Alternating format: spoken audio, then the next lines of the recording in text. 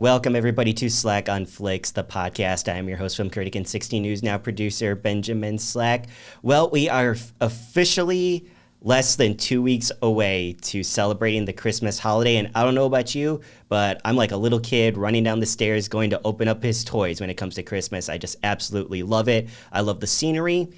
You know, the weather is debatable. I don't really like driving in it, but I like the music, but I especially love the movies. You know, big surprise there. There's something about Christmas films that they really put you in a pretty decent headspace. You know, it's nice to take a nice hour and a half or 2 hours and look at the positivity of celebrating the holiday by seeing other people, fictional characters, do it on screen, despite it being absolute chaos most of the time. Just something really heartwarming and something that can honestly bring a family closer together during the holidays. A lot of my family does that quite a bit. And honestly, I'm not the only Christmas movie fan around here because I have a very special guest with me in the podcast room right now. I'm going to bring her in just a second, but you know her from various reporting stories that she does for primetime 16 News Now shows throughout the week. You also know her from sitting at the anchor desk Saturday and Sunday mornings for 16 Morning News Now. Let's bring in Meredith Shimer. Yay. Meredith, welcome. Thank you for having me. Of course.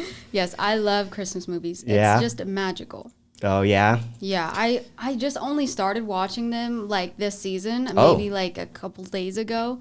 Oh, and so okay. I haven't felt like I was in the Christmas spirit yet until a couple of days ago. Okay, well, I think with the scenery outside with all the snow coming down, you kind of can't really help but get into the full Christmas spirit at this point because it has been snowing like crazy here in South Bend. Yeah, it's disgusting. Multiple first alert weather days issued. Thanks a lot, weather team. But no, I thought a fun thing that you and I can do today, since we both are getting into the Christmas spirit, we're talking about Christmas movies right now. I thought, we talk about 3 of each of our personal favorites that we love to watch either every year or maybe even some brand new ones that we just discovered right now. So Meredith, you're our guest right now, so I thought I'd start with you. What is one of the big top 3 Christmas movies that you watch every year? Yes, my top Christmas movie and one of my top all-time favorites. It's cheesy, but The Holiday. The Holiday.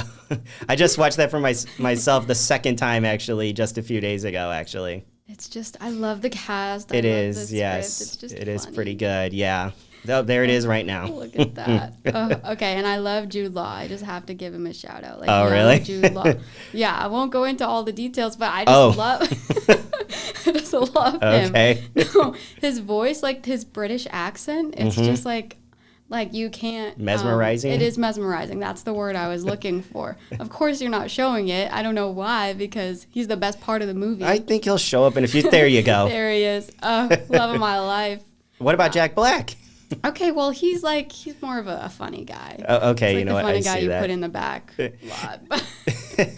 But in case you guys don't know, The Holiday basically follows 2 single women as they decide to, in a very unique premise, swap homes with each other during the Christmas holiday season because they're both kind of depressed with their usual lives. So they decide to get away for a little bit by Cameron Diaz goes to England and Kate Winslet goes to America, which in itself I think is hilarious. I love the scene where she runs through the whole mansion. Yeah. But along the way, kind of predictable, but they end up meeting two very nice leading men, you can say, in the form of Jude Law and Jack Black. And from there, there's both comedy, there's heart. And it was really a heartwarming story, I thought, for the most part. That's why I mainly liked it. I think it's somebody can put themselves in like whatever position that they're in, any of the characters. I feel like this movie is made for either single people looking forward to meeting that right person in their life, or a couple that has already been formed and they're just looking to maybe compare what their lives were like in the form, by comparing it with these other 4 on screen. But Meredith, why do you enjoy this film so much, other maybe than Jude Law's good looks? Well, I know, eye candy, right? But I love how it's love, and these people aren't necessarily looking for it because they had just, gotten out of these relationships or in something kind of tricky. And so they're trying to prioritize themselves by moving. Right. but it's like they just found it along the way, so it's not the main goal. And it's just a fun movie, and you know, Jack Black, he's just hilarious, so it's always fun to have him. And there's just so many sweet moments that I'm not going to spoil it, but there's a lot of sweet moments in there, and it's just wholesome. Well, the movie has been out for a good 19 years at this point, so I don't think many people are going to be worried about spoilers at this point. So what is your favorite part? Okay, well, everyone, if you haven't seen it, just stop this podcast now and watch it, and then come back and watch this. Please come back and watch it. I like to get those views up. I love that scene where Cameron Diaz's character, she goes to Jude Law's house, and I think I know where this is going. His little kids are there, right? And she doesn't know about them at all, but they immediately just click. They're in this beautiful little tent they made in the bedroom, and they're the Three Musketeers. That's kind of like paying homage to a scene earlier, and it's just so sweet. And with the little girls and the couple, it's just really sweet. That actually had one of my favorite lines in the whole film. I like when Jude Law takes Cameron Diaz's jacket off and the little kid says, "You look like my Barbie." And Cameron Diaz's reaction to it is like, "Oh, thank you." That was so cute. It was those funny. Kids were good. They were, yes. Oh, just magical. I love it. I just watched it the other day because of course I needed to. Yeah. Nice. So if you haven't seen it, I know it's been out for 19 years, okay, Ben? But if you haven't seen it, just go watch it. Well, I was just stating a fact for the audience. I wasn't trying to sound smart. No, it's good. But my number 3, I'm going really old school, so I wouldn't be surprised if you have not seen it. I'm going with Meet Me in St. Louis from the 1940s, starring Judy Garland. You ever hear of that film? I honestly think I watched it, but I can't remember it for my life. Meet Me in St. Louis it's kind of strange because it's what I would call a universal Christmas movie.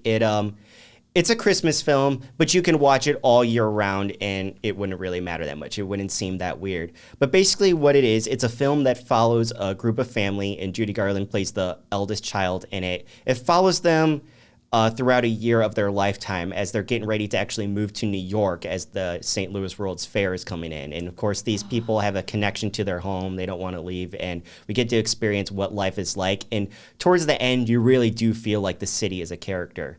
On top of everything, this is the film that actually introduced the now iconic classic Christmas song, Have Yourself a Merry Christmas. I have seen that. I watched it last Christmas. Honestly, this one, sometimes I felt like the characters were kind of whiny, right? I think that just is something with the acting at the time, because back then, not that it wasn't taken seriously, actors are put on a lot more stress than they are nowadays. The studios were very controlling. That's not really a secret. And of course, Judy Garland is, it's easily considered one of the most tragic stories to come out of Hollywood. But that's just how it was back then. And I'm just a nostalgia guy. I love old movies like that. Half the DVDs on my shelf are all black and white ones. And Meet Me in St. Louis it's not one of my favorite films of all time, but I would definitely say it's the second best Judy Garland, I'll say. Of course, number 1 being Wizard of Oz. Okay. But Meredith, let's move on to your number 2 pick. What's number 2 that you like to watch for Christmas? I have to admit, I didn't know we were going from like bottom to top. So, but well, it's not a general ranking. I'm just saying this is just 1, 2, and 3. Okay, I really like the classic Santa Claus with Tim Allen. Ooh, Tim Allen. Yeah, it's just, that one to me is magical because we're in this real life setting, right? And then suddenly you're transformed into the snow globe of the North Pole. And I love seeing all the kids. And when I was a kid watching it, I thought like, oh, this is what the North Pole is. And I loved it. That is a very good movie. And of course, that is the film that is considered Tim Allen's big break into movies. Back then he was only considered popular for Home Improvement. So there was really some real hesitance that if he can lead a film or not. But I thought he was hilarious in it. He's got many good lines in there. A lot of physical comedy I think is really good in there. Yes, definitely. No, it was good. And all the actors though in that film were good. And even the ones that you hate, like the characters you hate, they're doing a good job because you hate them. Yeah, exactly. Yeah. Yes, perfectly put. Yeah. But I love the lines in there. Like, I like when the bag is floating up. He's like, "It's okay, I've done this before. I lived through the 60s. I love how you just know these lines off the top of your head. That's crazy. Or when he's flying the sleigh. He goes, Merry Christmas to all a good night. When I get home, I'm taking an aspirin or something like that. I can't remember what pill he said, but it was some type of prescription drug, and it was hilarious. Oh, I love it. Okay, I know they did so many movies, like what, 3 or 4? They did 3, and then there was a streaming show that came out on Disney Plus a few years ago as well. I actually had no idea about that. I didn't watch it, so. Okay, I just, the first 2 are the good ones, I think. Once Jack Frost came into the mix, I was like, oh, do we really want to do this? But the first 2 were good. And that's what I love, is like cuddling up on the couch with like a nice blanket and some tea or hot chocolate. And then maybe it's snowing outside, but you're inside warm watching a nice Christmas film. Oh, God. I wish I had a fireplace in my house now. Yeah, I don't have one of those. My grandparents do, but I don't really want to drive a whole half hour just for a fireplace right now. Yeah, don't. Sorry, Grandma. Space heater, that's what'll do it. It is, yeah. But the Santa Claus, that is a really good pick. It's a classic. I mean, I don't know. Maybe it's because I'm from the 2000s. I'm having a hard time saying a film that came out only about 5 years before I was born is considered a classic right now, because it makes me feel like I'm getting a little bit older. But no, we're still young. Don't worry. Okay, cool. You know, hearing that from you, I believe it. So. Yes. Well, what's your next film? Number 2, I'm going with The Family Man from 2000. You ever hear of this one? No, I think actually you're old because I haven't heard of this. It came out in 2000. It came out the year I was born. Wow. Thanks, Meredith. I haven't heard of it. I'm never going to forget that quote. I wasn't born. But, okay, so tell me about it. I assume you've seen It's a Wonderful Life, right? Oh, definitely. Yeah, Okay. that's a classic. Yeah. Well, spoiler alert, that's coming up next. But The Family Man is basically what I would call, it's kind of like a modern version of It's a Wonderful Life. So basically what it is we follow Nicolas Cage's character. He's a big business executive. He's rich. But then after an encounter with an angel of sorts played by Don Cheadle, he wakes up on Christmas Day morning to find out that he's married his college sweetheart. He's working at like his father-in-law's tire barn. He's got a whole family of kids. It's nothing like the life that he had before. And what starts off as being really funny, it goes from very funny to very heartwarming. And it's just a beautiful movie that really honors the sentiment of what family means to you, what you could have had, if you went a different route, and how much your life can be altered in such a way. And just Nicolas Cage just carries the movie. And of course, Téa Leoni plays his wife in it. Don Cheadle is very funny as the angel.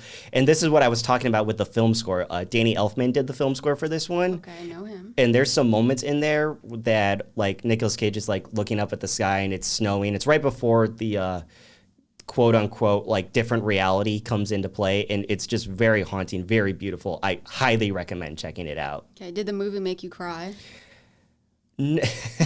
Not cry, but it made me get emotional at times, because just as Nicolas Cage's character is getting used to the new world, you're getting used to it as well, which shows how good the writing is, because you get used to the real world in the first act when he's a big-time business executive. He's kind of a womanizer in a way. He doesn't really care so much about how he's affecting others around him, even though deep down, he has a good heart. So when this happens to him and he wakes up the next morning, it makes it all the more funnier when he starts freaking out and screaming at the top of his lungs, thinking that he's tripping out on drugs. And it's really good. I highly recommend checking it out. Last time I looked, I think it was on Netflix. So. Okay. I might check it out. There you go. And with 90 minutes, you don't really have much to kill. It's only an hour and a half long. Okay, good, because long movies, I can't do them. Mm-hmm. I think that's a whole topic I can talk about even within itself. But an hour and a half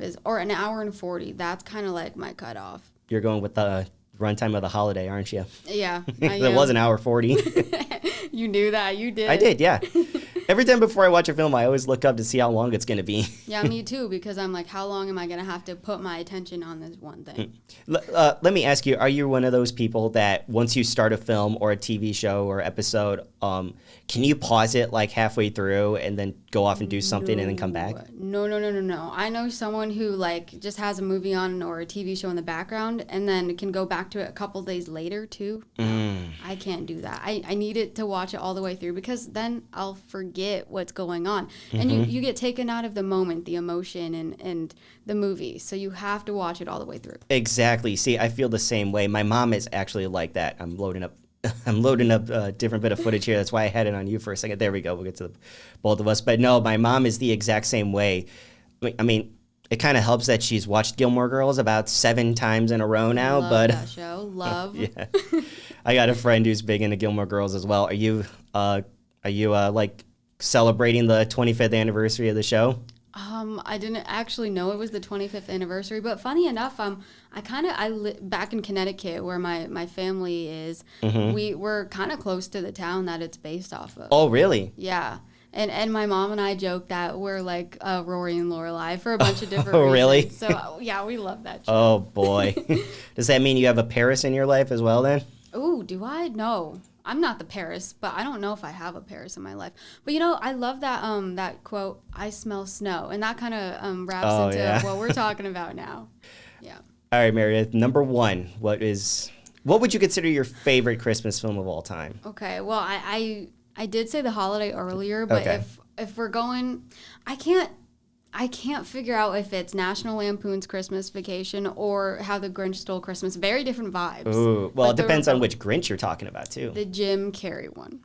I know that's controversial because a lot of people like the classic animation one, but Jim Carrey's hilarious. I just watched it last night, actually. Oh, really? Yeah, it's just, I love it. And I like how it balances, like, a script that can kind of be for adults, but at the same time you get that physical humor as well as just the fact that it's like a kid's story from Dr. Seuss, right? Yeah, they really embrace the whole like Dr. Seuss vibe and everything, from the set designs and all kinds of stuff like the costumes. I guess maybe that's kind of what throws me off guard a little bit, is I find it a hard time fitting into that world that's so live action. You just hate Who's. I wouldn't say that. Don't throw that at me. Kidding? If I actually say that, Alyssa Heilman is going to come bursting through that door, and I'm going to be throwing off the camera. She will, because she can quote that movie, line for line. Yeah, I know. I was talking to her a few days ago, and she was going through it. Do you like the animated one? I do. I love the animated one. And we're talking about the 1960s animated one. I'm not talking about the one from the 2000s. Oh, correct. That one was... We'll leave it there. Okay. No, I love the 1960s original one. I grew up watching that one for years. That one I can quote line for line. I really like the 2D animation. The backgrounds are gorgeous, bringing a Dr. Seuss world to life there. Not to mention it stars the immortal Boris Karloff as the Grinch, and being a huge Universal Monsters fan, I had to point that out. So that's an instant love right there. Amazing, but it is they're both good versions. Yeah. Okay, good. Yeah, because Jim Carrey does put on an amazing performance in that film. I mean, it is, for the longest time, I didn't even realize that was him under all that makeup, which in itself is actually incredible. The fact that he is done up in all that fur, the latex, it's just incredible. The contacts had to be incredibly painful to wear. I mean, I think I've heard that the whole get up and filming that for him was really tough. I can't imagine, not to mention you're under those, those spotlights that can generate some heat, Yeah, I think didn't it mentally kind of get to him too? Well, I mean, if it mentally got to him, he put that full on in the performance because he looks almost unhinged. Method acting, right? It is, yeah. There's certain films out there where Jim Carrey will just go completely crazy and go 100% Carrey. But I think he went 120% on himself in that film, because it is, wow. It's good. Hard to believe a human being can actually pull that off. It's good. I love it. I love the Grinch. The things I like the set designs. I love the acting. I thought the cast did a pretty decent job. And they still honored deep down what the original story's about. So definitely. And it's a win. They kept that narration too, which was nice. Yeah. But what do you think of National Lampoon's Christmas Vacation? Oh, well, there's a reason why my top 3 movies, you're going to hear my number 1 choice in just a few minutes, but I actually changed my 2 and 3 choices because they're always basically the same. You're going to find them on every other person's Christmas list, and that's National Lampoon's Christmas Vacation, and it's A Christmas Story from 1983. Yes, classic. But National Lampoon's Christmas Vacation, how often is it that the third film in a series is considered the best one? And that's how it is with Christmas Vacation. Right, that one and the one where they go to Europe, those are the 2 that really stick out to me. Yeah. but I mean, it's just hilarious. Oh, it is. Whatever possibly can go wrong goes wrong. And it's the Griswold family. Of course it's going to go wrong. Nothing's going to end up in their favor. It's just funny. So many funny lines. Yes, and it's more physical comedy. I think I'm learning, like, I love that. Yes. Yeah. Oh, yes. Like, as a kid, I loved it, and I guess I being young forever, because it sticks with you. Like, that, it just makes you laugh. Mm-hmm. Yeah. That movie is incredibly quotable. Do you have a favorite line from that film? I have a terrible memory. I'm like a goldfish, Ben, so that is a terrible okay. It's a terrible question to ask, because I just remember more so like emotions, feelings. And what I remember feeling from that is just pure joy. And it's just hilarious. Well, Chevy Chase just carries that movie. He's got so many funny lines in there. You know, like I like when he pulls out the box of all the Christmas lights in there, and they're in that like giant ball in there. And then he gives it to his son Rusty. He goes, "Here you go, take these out." It's just a giant ball that's the size of his head. I love it. I love the scene where they're at like the dinner table and the animal like gets loose, right? Oh God, it's crazy. And then or later in the movie where they like find the cat burnt to death. That thing had 9 lives. You just spent them all. Woo! Oh, it's so good. I gotta watch that one next. I think that's the next one I'm gonna watch. It is. One of the funniest things I think about it, and it's mainly a casting thing, is there's a running gag in all the vacation films that the kids, Rusty and Audrey, are either they're never aging or they're always played by somebody different. You know, they're always different. That confused me. As a kid, I was like, wait, is this the same character? What do you mean? I don't like when films do that, honestly. It is, yes. They're always different. Like, most of the time, Rusty is usually older, or I would think actually in Vegas Vacation they may be twins because they look almost the same age. But then in Christmas Vacation, not only is Audrey the older sibling this time, but she's significantly older than Rusty in that one. Yeah, continuity is not a box they checked off. It is, yeah. But I mean, they brought back Cousin Eddie. They brought back the white shoes that Clark gets in the first film. So they brought in a little bit in there, and it's hilarious. It's a perfect film that if you think you're having a bad Christmas, turn on this film, because there's at least somebody out there in the fictional world that's having one that might be worse. Oh, that's funny. That reminds me of Christmas with the Cranks. Oh, really? Remember that one? I haven't seen that one. I can't tell you any of the actors in it, but I remember this scene where the mother, like, they're just having a terrible Christmas, and then, or they plan to go on vacation, right? But then their daughter, who isn't home a lot, is like, oh, I'm gonna come home with my like hot new fiance or whatever. Oh no. But so then they're like scrambling last minute to get this Christmas together, and everything that could go wrong and preparing for it goes wrong. Like, there's one scene where the ham it's the last ham in the store, and then the mom is fighting over it. She finally gets it, and it rolls out into the road, and a truck like just slams over it. Goodness. It's one of it reminds me kind of National Lampoons, and it's an older one kind of like that. Mm-hmm. Well, my number one, I already mentioned it earlier, and I think it's probably on most people's must-watch Christmas list every year. For me, it's a tradition to watch every Black Friday and every Christmas evening. 1946, It's a Wonderful Life. Classic. My family always watches it because it's always on Christmas Eve and Christmas Day. And I was telling you earlier about the Music Box in Chicago and how they have a double screening, or just a single feature of this movie. They have carolers at the beginning, and everyone brings a bell and they ring it while during the movie plays. And I want to do that so badly. It just sounds magical. I would love to do that as well. I mean, I love going to the movies in general, plus not to mention seeing classics up on the big screen. It just makes for a very fun experience. And I did see that. Yeah, the Music Box is playing both It's a Wonderful Life and White Christmas on there. I would love to do that. I'd also like to check out the Music Box Theater because I hear it's very nice. I've never heard. I just moved around here, so I haven't heard many things about it. But it is a classic theater, right? It's old. And, and that's what I really like about it. Yeah. Okay. So maybe next year, because I think they're they're only doing it for like a week more. Oh, well, yeah, true, because they've probably been doing it since Black Friday or maybe even Thanksgiving time. So, yeah, that makes sense. Unless we did a road trip this weekend to Chicago. Yeah, I'm not going to work. I'm going to Chicago. There you go. No, I love that everyone just knows the reference of when a bell rings, an angel gets its wings. Oh, God, that's beautiful. You wanted to hear about a film that makes me cry? It's that film. Really? the last 10 minutes, I would say, as soon as Jimmy Stewart, as George Bailey, runs back to the bridge, prays for his life to come back. Because if you guys don't know, this movie is about a man who contemplates taking his own life on the night of Christmas Eve because he feels that everything up to this point in his little world has been an absolute failure. And then one mistake just goes way too far, and he's thinking about ending it all, only for his guardian angel to step in and basically save his life, show him what his life would have been like if he never existed. Just a very powerful scene, powerful moments. And by the time the ending comes around and he's, spoiler alert, begging for his life back, and, you get to see how much he truly touched his little community. It's just so heartwarming, so emotional. And then on top of that, he gets the book that says that no man is a failure that has friends. It's just it's gorgeous in a way. Just a sentiment that I always take with me, ever since I saw it for the first time. No man is a failure who has friends. I always think about that at least once a week. Yeah, and it really shows, like, even if you don't know it, you have an impact on everyone around you, and you touch people's lives, whether you know it or not, or whether you feel it or not. Yes, just absolutely.